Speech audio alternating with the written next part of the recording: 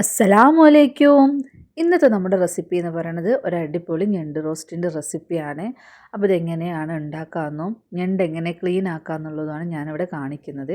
അപ്പം നമുക്കൊരു ഞണ്ട് കിട്ടുമ്പോൾ ഇതിൻ്റെ ഇതുപോലെ രണ്ട് സൈഡിൽ ഇതിൻ്റെ കാലെല്ലാം നമുക്ക് ആദ്യം ഒന്ന് ഇതുപോലെ കൈ വെച്ചിട്ട് എടുത്ത് കളയാം. ഇത് വളരെ ഈസിയാണ് കൈ കൊണ്ട് റിമൂവ് ആകുമ്പോൾ. പിന്നെ നമുക്ക് ഇതിൻ്റെ മറുവശത്തായിട്ട് ഇതുപോലെ ഒരു കോൺ ഷേപ്പിലുള്ള ഒരു ഭാഗം ഉണ്ടാവും. അത് ഇതുപോലെ കത്തി വെച്ച് നമുക്ക് പൊന്തിച്ച് കൊടുത്താൽ ഇതുപോലെ നമുക്ക് അതിൻ്റെ തോട് അടർത്തിയെടുക്കാൻ പറ്റും. ഇനി നമുക്ക് ഇതിൻ്റെ മുകളിലുള്ള ഈ പൂവെല്ലാം തന്നെ ക്ലീൻ ആക്കണം. അതാണ് നമുക്കിതിൻ്റെ മെയിനായിട്ട് കളയേണ്ട സാധനം ഈ പൂവാണ്. പിന്നെ ഇതിൻ്റെ ഉള്ളിൽ മുട്ട പോലത്തെ ഒരു സംഭവം ഉണ്ടാവും. അതെടുത്ത് കഴിക്കുന്നവരുണ്ട്, പക്ഷേ ഞാനത് എടുക്കാറില്ല.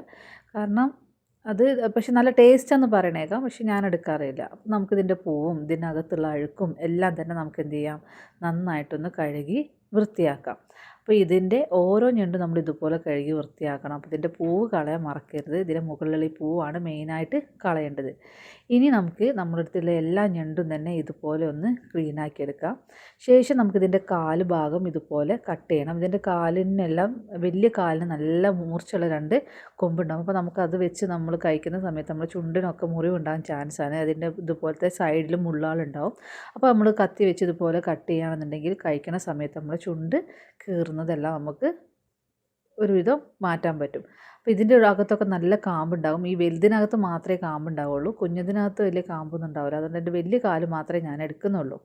ഇനി നമുക്ക് എന്ത് ചെയ്യാം, ഇതെല്ലാം നന്നായിട്ട് കഴുകണം. അപ്പോൾ ഇതിൻ്റെ മുകൾ ഭാഗത്തായിട്ടൊരു ഉറുമ്പിൻ്റെ ചുവ ഉണ്ടാവും. അപ്പോൾ നമുക്കത് കളയാൻ വേണ്ടിയിട്ട് നമ്മൾ എന്ത് ചെയ്യണം, ഇതിൻ്റെ മുകളിൽ ഇച്ചിരി ഉപ്പിട്ടതിന് ശേഷം ഉപ്പ് കൊണ്ടും കൂടെ ഇതൊന്ന് കഴുകുമ്പോൾ ഇതിൻ്റെ ആ ഒരു ചുവ മാറും. കാരണം ഇതിൻ്റെ തോടുമ്പോൾ ഉണ്ടാകുന്ന ആ ചുവയ്ക്കെല്ലാം ഒരു മാറ്റം വരും നമ്മൾ ഉപ്പിട്ടതുപോലെ കഴുകുകയാണെന്നുണ്ടെങ്കിൽ. ഇനി നമുക്ക് എന്ത് ചെയ്യാം, ഇത് കംപ്ലീറ്റ് ആയിട്ടൊന്ന് കഴുകി ഒന്നും കൂടി ഒന്ന് വൃത്തിയാക്കാം.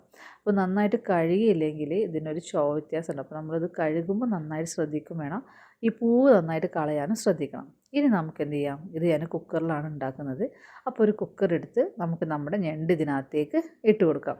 ഇത് കുക്കറിലല്ലാതെ നമുക്ക് വേണമെങ്കിൽ ഉണ്ടാക്കാം. ഇനി ഇതിലേക്ക് ആവശ്യത്തിന് ഉപ്പ്, 1 ടീസ്പൂൺ മുളക് പൊടി, 1/2 ടീസ്പൂൺ മഞ്ഞൾപ്പൊടി, 2 ടീസ്പൂൺ മല്ലിപ്പൊടി. ഇനി ഇതിലേക്ക് 1/2 കപ്പ് വെള്ളം കൂടെ ഒഴിച്ച് ഇത് നന്നായിട്ടൊന്ന് മിക്സ് ചെയ്യാം. അപ്പം ഇത് ഇങ്ങനെ ചെയ്യണമെന്ന് വെച്ചാൽ നമ്മൾ ഇതുപോലെ കുക്കറിൽ വേവിക്കുകയാണെന്നുണ്ടെങ്കിൽ ഇതിൻ്റെ അകത്തും ഇതിൻ്റെ മസാല പിടിക്കും. ഇനി കുക്കറിൽ ഇത് വേവുന്ന സമയം കൊണ്ട് നമുക്ക് ഇതിൻ്റെ മസാല ഉണ്ടാക്കാം. അപ്പോൾ അതിന് വേണ്ടിയിട്ട് ഒരു പാൻ അടുപ്പത്ത് വെച്ച് അതിലേക്ക് ആവശ്യത്തിനുള്ള ഓയിൽ ഒഴിച്ചു കൊടുക്കാം. ഓയിൽ നന്നായിട്ട് ചൂടായി വരുമ്പം 1 ടീസ്പൂൺ കടുക് ഇട്ട് കൊടുത്ത് കടുക് നന്നായിട്ട് പൊട്ടി വരുന്ന സമയത്ത് നമുക്കിതിലേക്ക് 1/2 ടീസ്പൂൺ ഉലുവയും കൂടി ഇട്ട് കൊടുക്കാം. ഇനി ഞാനിതിലേക്ക് ചെറുതായി അരിഞ്ഞ ചെറിയുള്ളിയാണ് ഇട്ട് കൊടുക്കുന്നത്. ചെറിയുള്ളി നമുക്ക് നന്നായിട്ടൊന്നിട്ട് ഒന്ന് വഴറ്റിയെടുക്കാം.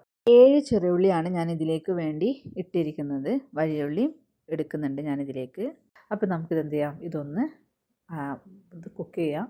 ഉള്ളി കുക്കായി വരുന്ന സമയത്ത് ചെറുതായി അരിഞ്ഞ ഇഞ്ചിയും വെളുത്തുള്ളിയും അതുപോലെ തന്നെ ചെറുതായി അരിഞ്ഞ പച്ചമുളകും കൂടെ നമുക്ക് എന്ത് ചെയ്യാം, ഇതിലേക്ക് ഇട്ട് കൊടുത്ത് ഒന്നും കൂടെ ഒന്ന് കുക്ക് ചെയ്തെടുക്കാം. അപ്പോൾ ഇതെല്ലാം ഒന്ന് കുക്കാക്കിയെടുക്കാം. ഇതെല്ലാം കുക്കായി വരുമ്പോൾ നമ്മൾ അരിഞ്ഞ് വെച്ചിട്ടുള്ള 1.5 സവാള നമുക്ക് എന്ത് ചെയ്യാം, ഇതിലേക്ക് ഇതുപോലെ ഇട്ട് കൊടുത്ത് ഒന്ന് മിക്സ് ചെയ്ത് കൊടുക്കുക. വലുതാണെങ്കിൽ 1 സവാള എടുത്താൽ മതി. ഇനി ഇതിലേക്ക് ഒരല്പം ഉപ്പും കൂടെ എടുത്ത് നമുക്ക് സവാള ഒന്ന് വഴറ്റിയെടുക്കണം.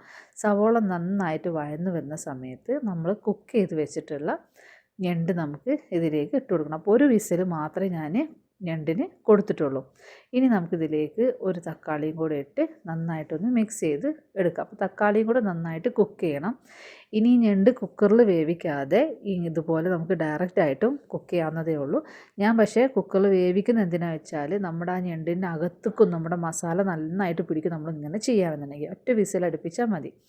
ഇനി നമുക്ക് നമ്മുടെ തക്കാളി വെന്തുക്കണോ നോക്കാം. ഇപ്പോൾ നമ്മുടെ മസാലയെല്ലാം ഒന്ന് കുക്കായി കിട്ടിയിട്ടുണ്ട്. അതായത് നമ്മുടെ തക്കാളിയും ഉള്ളിയും എല്ലാം ഒന്ന് കുക്കായി കിട്ടിയിട്ടുണ്ട്. ഇനി നമുക്കിതിലേക്ക് ഒരല്പം കരിവേപ്പിലയും കൂടെ ഇട്ട് കൊടുക്കാം. പിന്നെ ഇതിലേക്ക് ഞാൻ ഒരല്പം പൊടികളും കൂടെ ചേർക്കുന്നുണ്ട്.